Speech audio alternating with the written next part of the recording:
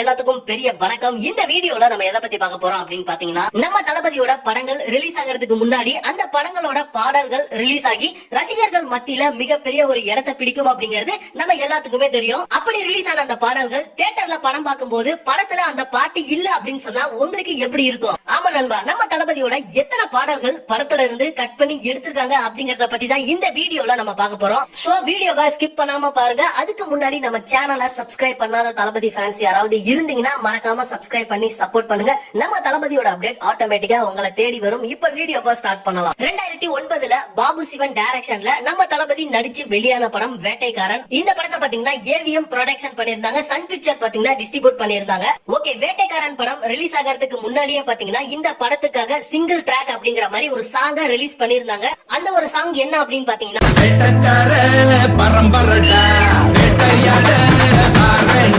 இந்த ஒரு சாங் தான். இந்த ஒரு பாட்டுக்கு பாத்தீங்கன்னா தளபதியோட ரசிகர்களையும் தாண்டி மக்கள் கிட்ட நல்ல ஒரு வரவேற்பு கிடைச்சது. இருந்தாலும் இந்த ஒரு பாட்டை பாத்தீங்கன்னா படத்துல இருந்து கட் பண்ணி தூக்கிட்டாங்க. அதுக்கான காரணம் என்ன அப்படின்னு பாத்தீங்கன்னா, இந்த பாட்டு ரொம்ப ஓல்டு ஸ்டைல்ல இருக்கு அப்படிங்கறதுனால ப்ரொடக்ஷன் டீம்ல இருந்து பாட்டை ரீப்ளேஸ் பண்ண சொல்லிட்டாங்க அப்படிங்கிற மாதிரி இந்த படத்தோட மியூசிக் டைரக்டர் விஜய் ஆண்டனி பாத்தீங்கன்னா சொல்லிருப்பாரு. அதுக்கப்புறம் தான் இந்த பாட்டுக்காக நான் அடிச்சா தாங்க மாட்டேன் அப்படிங்கிற ஒரு பாட்டை படத்துல வச்சிருந்தாங்க. ஓகே, நெக்ஸ்ட் 2014 ஏஆர் முருகதாஸ் டைரக்ஷன்ல நம்ம தளபதி நடிச்சு வெளியான படம் கத்தி. இந்த படத்தோட ஆல்பம் லிஸ்ட்ல போய் பாத்தீங்கன்னா பாலம் அப்படிங்கிற மாதிரி ஒரு சாங் இருக்கும். ஆனா கத்தி படத்துல அந்த சாங்க கட் பண்ணி எடுத்துட்டாங்க. அதுக்கான காரணம் என்ன அப்படின்னு பாத்தீங்கன்னா, படத்தோட டியூரேஷன் பாத்தீங்கன்னா அதிகமானதுனால இந்த சாங்க கட் பண்ண வேண்டியதாயிருச்சு அப்படிங்கிற மாதிரி சொல்லியிருந்தாங்க. இருந்தாலும் இந்த சாங்க பாத்தீங்கன்னா யூடியூப்ல அபிஷியலா ரிலீஸ் பண்ணிருந்தாங்க. இதுல முக்கியமா நம்ம பார்க்க வேண்டியது என்ன அப்படின்னு பாத்தீங்கன்னா, இந்த பாட்டை விஸ்வலா ஷூட் பண்ணி கூட படத்துல இருந்து தூக்கிருக்காங்க அப்படிங்கிறது தான். ஓகே, நெக்ஸ்ட் நம்ம பார்க்க போற படம் எது அப்படின்னு பாத்தீங்கன்னா, 2016 அட்லி டைரக்ஷன்ல நம்ம தளபதி நடிச்சு வெளியான படம் தெரி.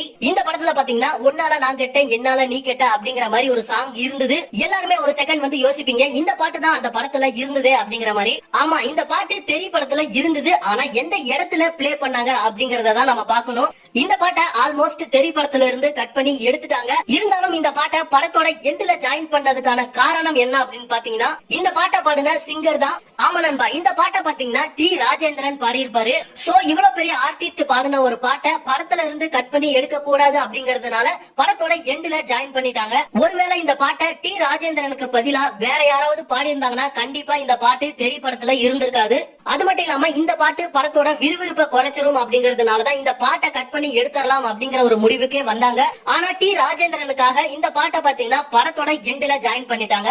ஓகே நண்பா, இந்த வீடியோல நாங்க சொன்ன பாடல்களை தவிர தளபதியோட வேற ஏதாவது பாடல்கள் இந்த மாதிரி இருந்தா மறக்காம இந்த மாதிரி தளபதியோட